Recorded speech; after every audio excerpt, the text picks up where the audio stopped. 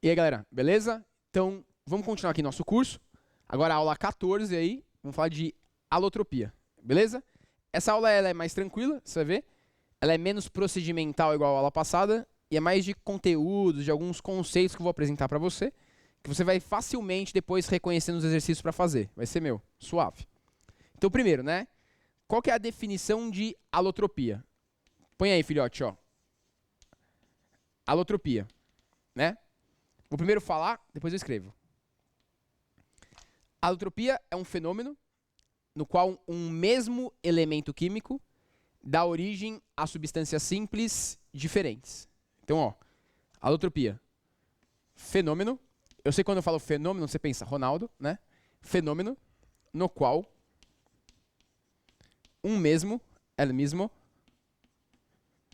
elemento químico, chemical element, dá origem, forma, oranges, origem a substâncias simples diferentes. Professor, não entendi nada. Beleza, porque também ainda não expliquei nada, né? Só defini. Então, saca só, galera, quais são os principais exemplos para a gente relacionar com isso? Quando a gente pensa no elemento oxigênio, o elemento oxigênio ele pode dar origem basicamente a duas substâncias simples diferentes. Ele pode dar origem ao gás oxigênio, que é o O2, e pode dar origem ao gás ozônio, que é o O3. Lembra que vocês viram no setor B que substância simples é quando na fórmula da substância a gente só tem átomos do mesmo elemento, certo? Então isso aqui é o gás oxigênio e O3 é o gás ozônio. Professor, mas espera aí. Você já não tinha ensinado isso pra gente? Tipo, alotropia não é a mesma coisa que isotopia, que isótopos? Então, nada a ver, beleza? Primeira coisa, se fosse a mesma coisa, se fosse o mesmo conceito, tinha o mesmo nome, percebe? E não tem o mesmo nome. Então vamos ali pro cantinho. A gente já se conhece há 14 aulas, né? Vamos ali pro cantinho junto para eu diferenciar para vocês. Ó. Só para recordar. Quando a gente fala de isótopos, isótopos é uma relação entre átomos de um mesmo elemento. Por exemplo, o oxigênio de número atômico igual a 8 e número de massa igual a 16, ele é isótopo do oxigênio de número atômico igual a 8 e número de massa igual a 17. Então, isótopos, ó, são átomos do mesmo elemento químico que apresentam o mesmo número atômico, só que diferente número de massa. Ou ainda carbon, ó. Carbono, número de massa igual a 12, número atômico igual a 6. Carbono, número de massa igual a 14, número atômico igual a 6. Então, eles são isótopos. Lembra que a gente falou do isótopo do carbono 14? Lá na aula de meia-vida, de cinética das desintegrações. Então, isótopo é uma relação entre átomos. Alotropia é quando um mesmo elemento químico dá origem a substâncias diferentes. Percebe? Então, é uma relação entre as substâncias, né? Substâncias simples diferentes. Essas substâncias simples diferentes, elas vão diferenciar na atomicidade, no número de átomos, na geometria, né? O O2 ele é linear, só tem dois átomos conectados, enquanto o ozônio, a gente vê que é angular, e também nas propriedades físicas e químicas, são substâncias diferentes. O gás oxigênio, a gente fala que é o gás da vida, né? A gente precisa do oxigênio para viver, certo? Enquanto o gás ozônio, galera, ele atua como um protetor para a gente, como um filtro da radiação ultravioleta lá na estratosfera, a 50 km de altitude. Então, primeiro, é radiação ultravioleta, não é radiação ultraviolenta, percebe? Você não pegou uma radiação ultraviolenta no olho, não tem nada a ver, né? E a camada de ozônio na estratosfera, a 50 km de altitude, ela é uma camada bem fininha, com alguns milímetros de espessura, que consegue bloquear a radiação ultravioleta, parte da radiação ultravioleta que chegaria na Terra. E daí, galera, a gente já pode até desfazer assim um conceito que às vezes é apresentado de maneira meio equivocada nos noticiários e nos jornais. Você já deve ter ouvido falar do buraco na camada de ozônio. Só que percebe que esse termo buraco é coloquial. Não tem como você ter um buraco numa camada de gás. que é um gás, percebe? O gás ele sofre difusão e passa e se espalha. O que rola, na verdade, é o seguinte, ó. Quando você tem a camada de ozônio, né? E essa camada de ozônio entra em contato com CFCs, os clorofluorcarbonos e outros compostos, a gente vai ter uma aula lá na frente só para falar disso. Os CFCs, na verdade, eles diminuem a espessura da camada de ozônio. E aí, se diminuir a espessura desse filtro, o filtro fica menos eficiente. E aí passa mais radiação ultravioleta para a superfície da Terra. Entendeu? Mas não é um buraco, né? Você não imagina, você está andando na rua, você fala assim, olha o buraco aí, queima você, e aí você continua andando. Não faz sentido, né? É uma diminuição da espessura, não um buraco por completo. Beleza? Então são propriedades, são substâncias simples diferentes, que apresentam diferentes propriedades físicas e químicas. Um outro exemplo importante, moçada, é o carbono. O carbono ele pode dar origem a uma substância chamada grafite, que é formada por somente átomos de carbono. Pode dar origem ao diamante, você deve ter um cofre cheio aí na sua casa. E pode dar origem ao fulereno também. E aí, galera, eu vou fazer um desenho esquemático aqui, mas eu vou pedir para você acompanhar aí na sua apostila os desenhos que eu vou fazer, beleza? Para você ter uma ideia tridimensional. O grafite, ele é formado por átomos de carbono dispostos numa rede hexagonal. Que? Ó, os átomos de carbono formam folhas hexagonais. E aí, essa estrutura ela vai se propagando pelo espaço. Percebe? Folhas hexagonais de átomos de carbono. Professor, mas quantos átomos de carbono tem no grafite? Depende do tamanho do grafite, percebe? Uma coisa é ter um eletrodo de grafite, uma barra de grafite, outra coisa é a ponta do lápis. O número de átomos de carbono é indeterminado, vai depender do tamanho do objeto. É comum representar o grafite por C-graf. Mas não quer dizer que existe um carbono diferente, sacou? Que é chamado carbono grafite, não é isso. Grafite é a substância que ele pode formar.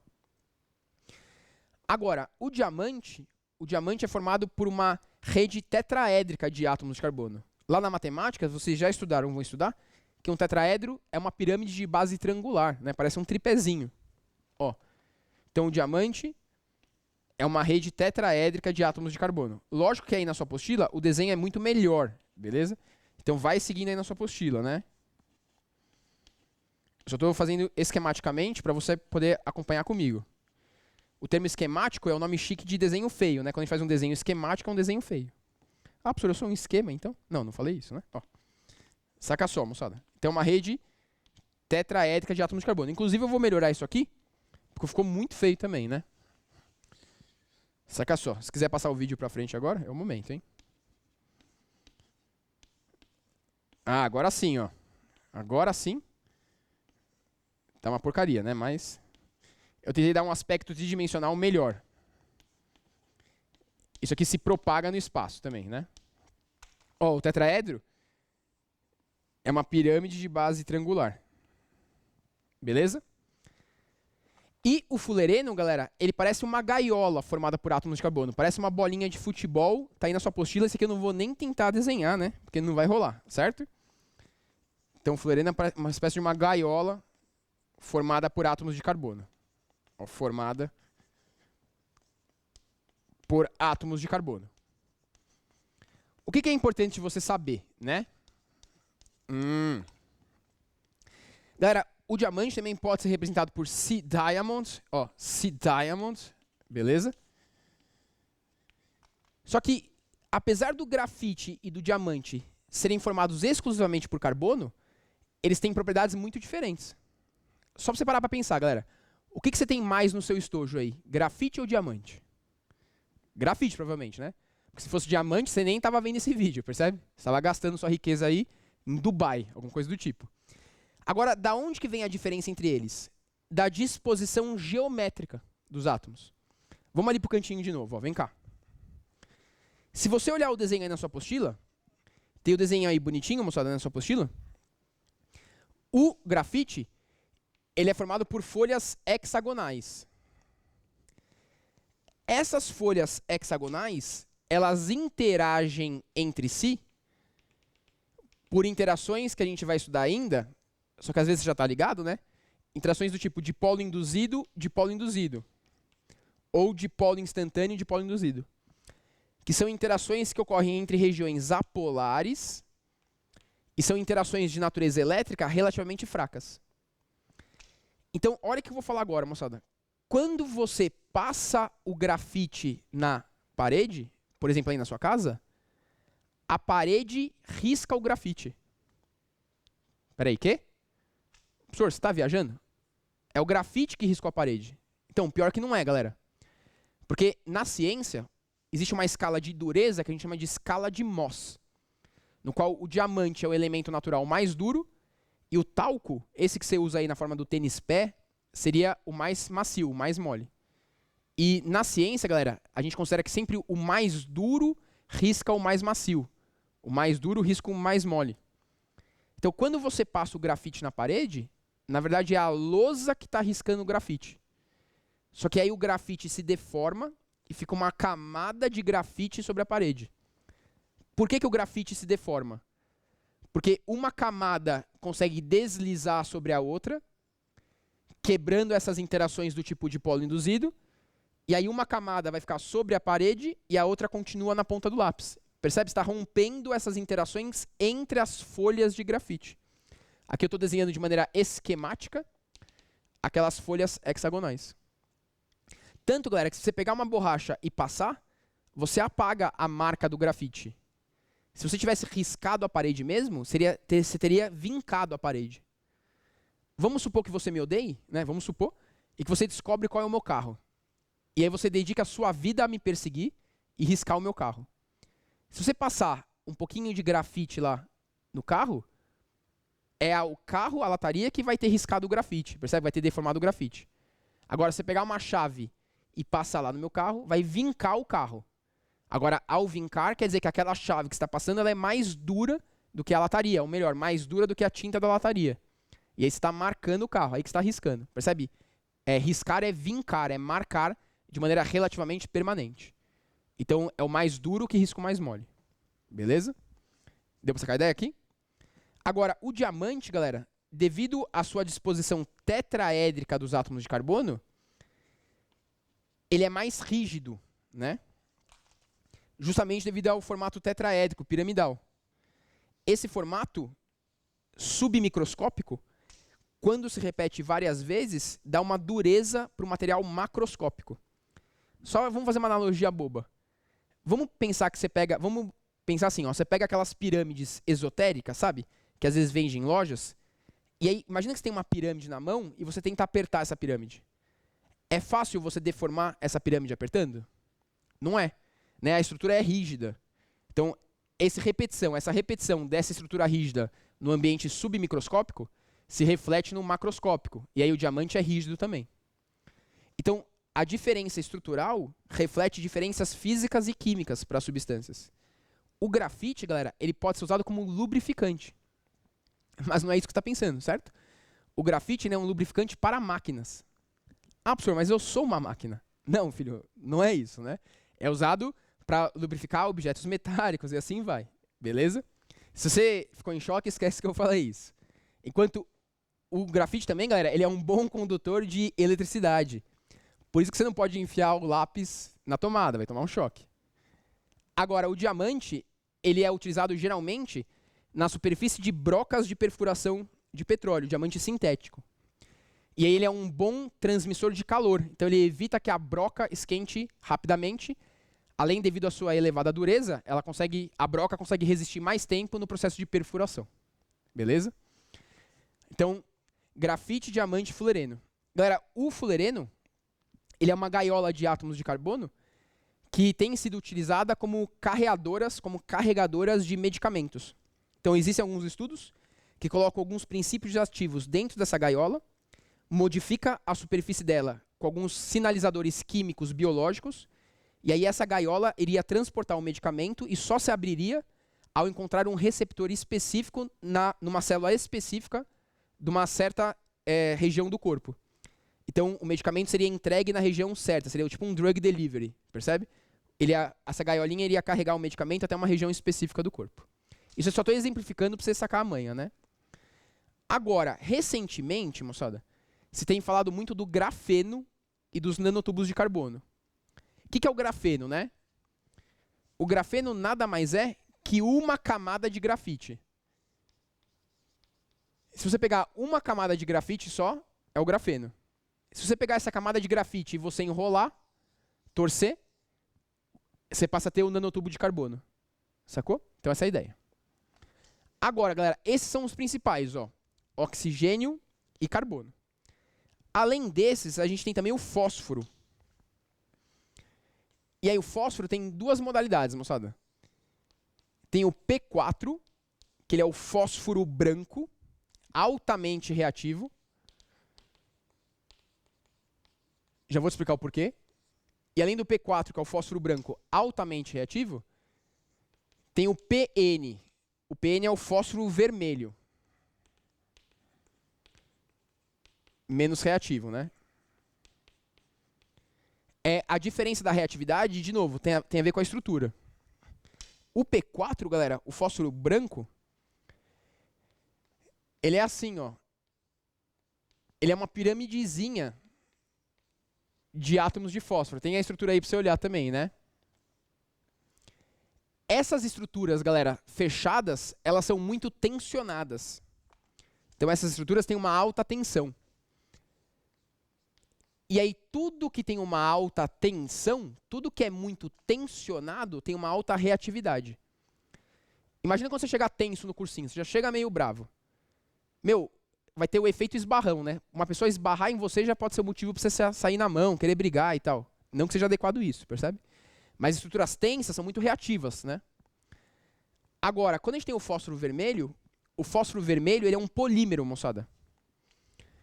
Então a gente une várias estruturas de fósforo. Mas se liga, filhote, ó. Isso aqui se propaga no espaço, né? São várias dessas conectadas umas nas outras. Só que para você poder conectar uma unidade dessa na outra, essa ligação que está aqui atrás, ela é quebrada. E aí, ao quebrar essa ligação aqui atrás, isso diminui a tensão. Porque a estrutura dá uma relaxada.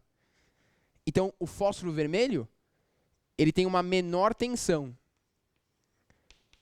Então, por ter uma menor tensão, vai ter uma menor reatividade. Então, fósforo branco, ó. Deixa eu só apagar a luz ali, moçada, ó.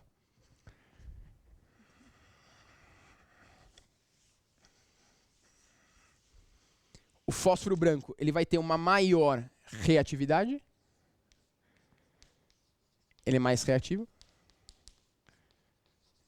E o fósforo branco vai ter uma menor reatividade. A gente vai ver várias vezes durante o curso que dá pra gente associar a tensão de uma estrutura à reatividade dela. E finalmente, galera, o enxofre, the sulfur. O enxofre a gente pode representar assim, ou às vezes ele vem representado como S8. O enxofre, galera, basta você lembrar o nome das estruturas. Depois lá o professor vai usar isso aqui lá em termoquímica. A gente tem dois tipos de enxofre. O enxofre rômbico e o enxofre monoclínico. Só para você lembrar. Um deles é o mais comum, né? Eu vou tentar ressaltar na voz, beleza? Um é o enxofre rômbico e outro é o monoclínico. Então o que você tem que lembrar? Que o rômbico é o mais comum e é aquele que vai ser mais utilizado lá em termoquímica também. Eles diferem entre si no arranjo cristalino, no arranjo na disposição espacial dos átomos. Beleza? Tem o desenho na sua apostila para você seguir. O que você tem que gravar? Que a alotropia é quando um mesmo elemento químico dá origem a substâncias simples diferentes. Essas substâncias elas podem variar em relação à atomicidade, em relação ao número de átomos, podem variar em relação ao arranjo geométrico, e essa diferença na atomicidade, essa diferença no arranjo geométrico, confere propriedades físico-químicas diferentes. São substâncias diferentes. Tá? Galera, agora a gente vai corrigir os exercícios da aula, né? Eu vou fazer mais alguns comentários com vocês durante os exercícios, e esses comentários vão usar para alavancar o próximo conteúdo. Agora, antes de fazer assim, um comentário final e fazer o exercício, eu só queria fazer um fechamentozinho. Ó. Põe uma OBS aí, galera. OBS.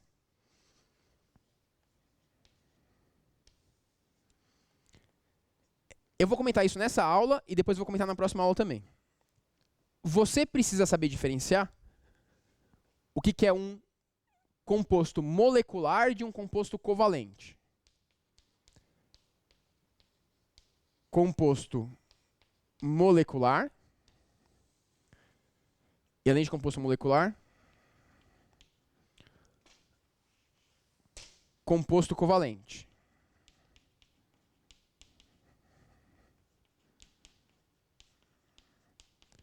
Professor, como é que eu vou fazer isso, né? A ideia é a seguinte, ó. Uma molécula, na química, é uma entidade discreta. Professor, como assim? Você está andando na rua e aí você vê uma molécula passando de chapéu e blusa, assim, escondido? Não.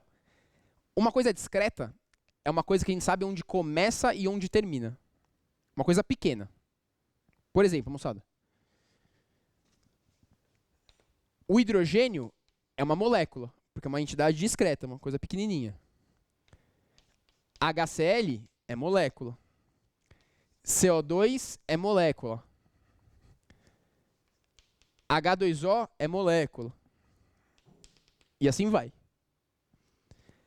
Agora, quando a gente tem um composto covalente, galera, um composto covalente é um composto no qual os átomos estão unidos por ligação covalente, só que as entidades não são discretas, não são pequenas. Elas são estruturas catenadas.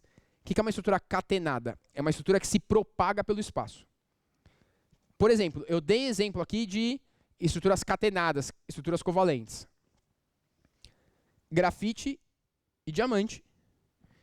E até mesmo o fósforo vermelho. Percebe? Essas estruturas, os átomos, eles estão conectados entre si por ligação covalente, só que a estrutura se propaga no espaço. Isso é chamado de retículo covalente ou composto covalente. Composto covalente, também chamado de retículo, ó, pra você gravar, retículo covalente. Principais exemplos de retículo covalente. Você tem que sacar. Grafite, diamante e galera, que a FUVEST adora cobrar, e aí você fica esperto, que é a sílica, que é o SiO2, que é o dióxido de silício, que o mais adequado é representar ele SiO2 N vezes. O dióxido de silício, ele é um dos principais componentes do vidro, né? Vidro, sílica. Ah, professor, como é que eu ia saber isso? Então, tô te contando, beleza? O dióxido de silício, galera, por isso que eu deixei esse espaço aqui, eu vou fazer aqui. O dióxido de silício, ele é um composto covalente que também apresenta uma estrutura tetraédrica, de modo similar ao diamante. Só que ele é assim, ó, silício, oxigênio, oxigênio, oxigênio, oxigênio, silício, oxigênio, oxigênio, oxigênio, silício, oxigênio, oxigênio, oxigênio, silício, oxigênio, oxigênio, oxigênio. Professor, para, né? E a estrutura se propaga pelo espaço, ó. Beleza? Professor, se a estrutura da sílica ela é tão parecida com a estrutura do diamante, como é que eu vou conseguir diferenciar elas? E isso cai bastante na prova. É pelas bolinhas que estão representadas. Se o cara estiver representando a sílica, a bolinha que representa o átomo de silício vai ser diferente da bolinha que representa o átomo de oxigênio. Ou, se a prova for preta e branca, o teor do cinza vai ser diferente. Ou se a prova for colorida, as cores vão ser diferentes. Ou o tamanho. Agora, se for uma representação do diamante, assim como está na apostila, as bolinhas têm todos o mesmo tamanho e a mesma cor, né? É o mesmo elemento. Então você tem que saber fazer essa leitura visual, tá? Que é a leitura do modelo, que chama modelo esfera-bastão ou modelo pau-bola, né? Que esse é o nome mesmo, juro, não sei eu que estou dando, né? Às vezes aparece na prova, beleza? Então isso aqui a gente vai retomar na próxima aula ainda, né? Eu estou lançando para você já acostumar com essa ideia do retículo covalente. E a gente vai discutir isso com mais detalhes na próxima aula. Então vamos fazer o exercício junto, galera. Ó, Então, se você quiser, galera, antes de eu corrigir os exercícios, tenta fazer aí do 1 até o 4, né? E aí a gente volta para discutir. Vou até fazer uma pose aqui para você fazer exercício, apontando para o retículo covalente, para você lembrar que ele é importante. Então agora, vamos lá. Selo pH de qualidade, né? Ó. 1. UFRGS RISOS, RS. Ó. Considere as seguintes situações químicas. Nanotubos de carbono são organizados na forma de tubos de dimensão nanométrica. No fulereno, a estrutura assemelha-se a uma bola de futebol e o grafeno apresenta uma estrutura planar. Todos eles são constituídos exclusivamente por carbono, mas as diferenças nas suas estruturas propiciam aplicações tecnológicas diferentes. Então, ó, galera, ele está falando de fulereno, está falando de nanotubo de carbono, ou seja, são alótropos do carbono. 2. O urânio encontrado na natureza é uma forma combinada em que a espécie mais abundante é o urânio 238, o qual não é adequado para ser usado como combustível nas usinas nucleares.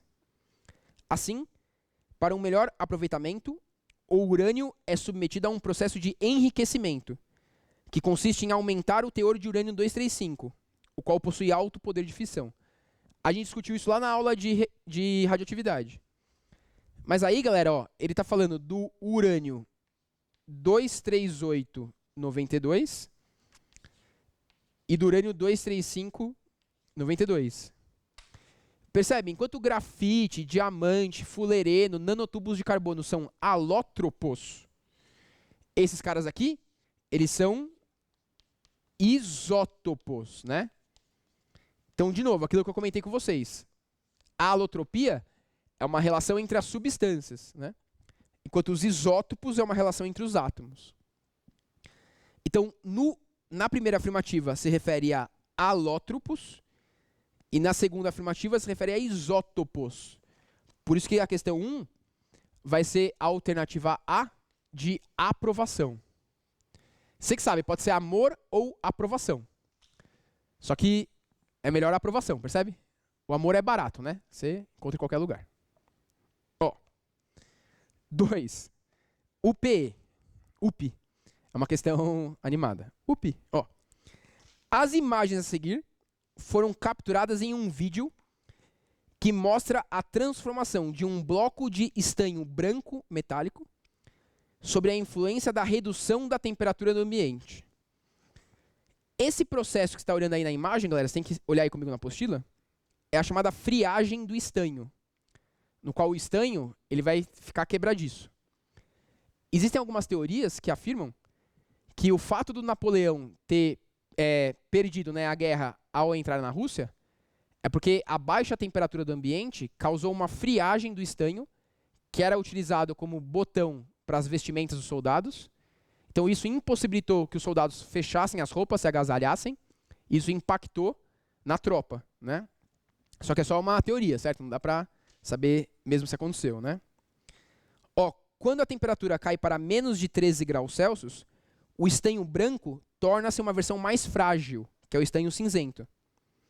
No estanho branco, a ligação é um misto de ligação metálica e covalente. E a estrutura cristalina é tetragonal de corpo centrado. Não precisa se preocupar com isso. Por sua vez, o estanho cinzento possui estrutura cristalina cúbica e é um semicondutor.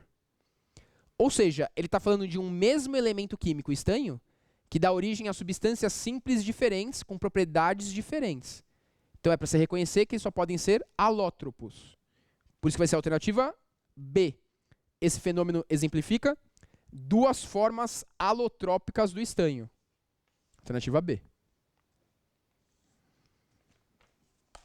Agora 3, do Enem, galera. Ó, aquele papo que o grafite é lubrificante, né? Lubrificante de máquinas. Eu sou uma máquina, né? Ó, a grafita é uma variedade alotrópica do carbono. Grafita e grafite, mesma coisa. Trata-se de um sólido preto, macio e escorregadio, por isso que é usado como lubrificante, que apresenta brilho característico e boa condutibilidade elétrica. Considerando essas propriedades, a grafita tem potência de aplicabilidade em: alternativa A, lubrificantes, condutores de eletricidade e cátodos de baterias? Sim, porque se é condutor, pode ser usado na bateria, né? De cara, a 3 já seria A. Mas vamos ler as outras para você não ficar com dúvida. B. Ferramentas para riscar ou cortar materiais? Não, lembra que eu falei para vocês que o grafite é macio, na verdade. Então não é ele que risca, é ele que é riscado. Então ele não pode compor uma ferramenta para riscar alguma coisa, senão a ferramenta iria se deformar rapidamente, né? C. Ferramentas para amolar ou polir materiais? Mesma explicação. D. Lubrificantes, brocas odontológicas. Mesma coisa, galera, a broca odontológica tem que ser dura para poder executar operações no dente, né? Não dá para ser de grafite. E também, ferramentas para riscar ou cortar. Então, tudo que precisa de algo duro, o grafite não pode compor, percebe? Por isso só pode ser a alternativa A. E a 4, galera, que é o pulo do gato, the jump of the cat, né? É salto del felino. Que, essa questão já apareceu na FUVEST milhares de vezes. Os caras mudam a carinha da questão e perguntam a mesma coisa. Ó, a figura abaixo traz um modelo da estrutura microscópica de determinada substância no estado sólido, estendendo-se pelas 3 dimensões do espaço. Olha a figura aí, galera. Não é uma estrutura discreta. Não é algo que você sabe onde começa e onde termina, né? Então, o que está representado aí não é uma molécula. Cada bolinha é um átomo e cada bastãozinho é uma ligação. O que está representado aí é um retículo covalente, é um composto covalente, que é uma estrutura catenada, que se propaga no espaço. Nesse modelo, cada esfera representa um átomo e cada bastão uma ligação química. A substância representada por esse modelo tridimensional pode ser. Se você ler as alternativas, você poderia ficar entre diamante e sílica. Só que aí você vai olhar o tipo de bolinha que tem lá. Se as bolinhas fossem todas iguais, seria o diamante, the diamond. However, as bolinhas aí são diferentes, né? Então só pode representar a sílica. Beleza? Por isso seria a alternativa A, de aprovação. Galera, espero que eu tenha te ajudado aí, que você tenha entendido. Manda ver na tarefa. A tarefa dessa aula não é assim muito difícil, porque as questões que caem na prova são fáceis. É só você reconhecer a alotropia e diferenciar dos isótopos. Essa é a dica. Não confundir alótropo com isótopo. Até a próxima aula, galera. Valeu!